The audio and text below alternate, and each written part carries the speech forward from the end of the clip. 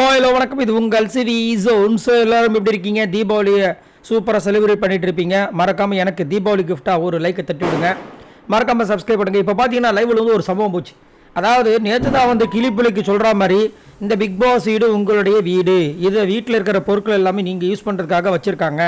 தயவு செய்ய எந்த பொருளையும் சேதாரம் படுத்திடாதீங்க, பார்த்து பத்திரமா இருந்துக்கோங்க அப்படின்னு சொல்லியிருப்பார். ஏன் அப்படின்னா நேற்று திவாகர் வந்துட்டு தற்செயலாக அப்படின்னு இந்த பக்கம் திரும்பி இருப்பார்.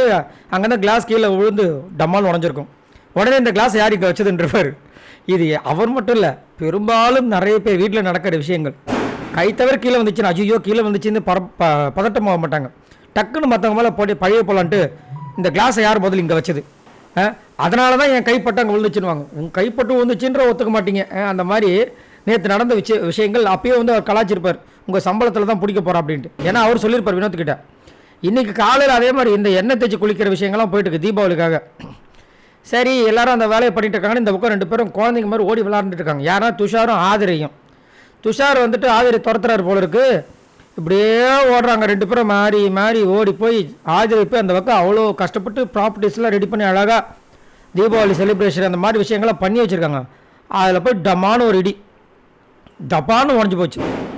ஏன் அங்கேருந்து கனியாக்கு எவ்வளோ வாட்டி சொல்கிறாங்க கேட்கவும் மாட்டிங்களா அப்படின்றாங்க. ரொம்ப ஈஸியாக போயிடுச்சு. முன்னாடிலாம் வந்து இந்த மாதிரி பண்ணக்கூடாதுன்னு ஸ்ட்ரிக்டாக வார்னிங் கொடுப்பாங்க. இப்போ ஒன்றுமே இல்லாமல் போச்சு. அந்த காலம் இந்த காலம் நம்ம அது அந்த காலம் அது அது அந்த மாதிரி வந்துட்டு அந்த காலத்தில் நடந்த, அதாவது இந்த பிக் பாஸ் சீசன்ஸ்லேயே அந்த காலத்தில் நடந்த விஷயங்கள் இப்போ இல்லாமல் போயிடுச்சு. கொடுமையாக இருக்குது. தமிழில் மட்டும்தான் பேசணும்னு சொல்லுவாங்க. இப்போ பார்த்தீங்கன்னா பாதி தான் தமிழே வருது, மீதி இங்கிலீஷாக தான் இருக்குது. ரைட், எது எப்படியோ ஆக மொத்தத்தில் பிக் பாஸ் சொல்கிறதையும் விஜய் சேதுபதி அவர்கள் சொல்கிறதையும் கேட்கக்கூடாதுன்னு ஒரு முடிவில் இருக்காங்க. இதில் நேற்று கமருதீன் சண்டையை சொல்லியிருப்பார்.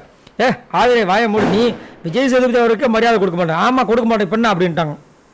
இதை பற்றி அவர் எதாவது கலாச்சாரம் என்னத்த சொல்ல. சரி உங்களோட கருத்துக்களை சொல்லுங்கள். நீங்கள் இந்த தீபாவளி எப்படி என்ஜாய் பண்ணுறீங்க?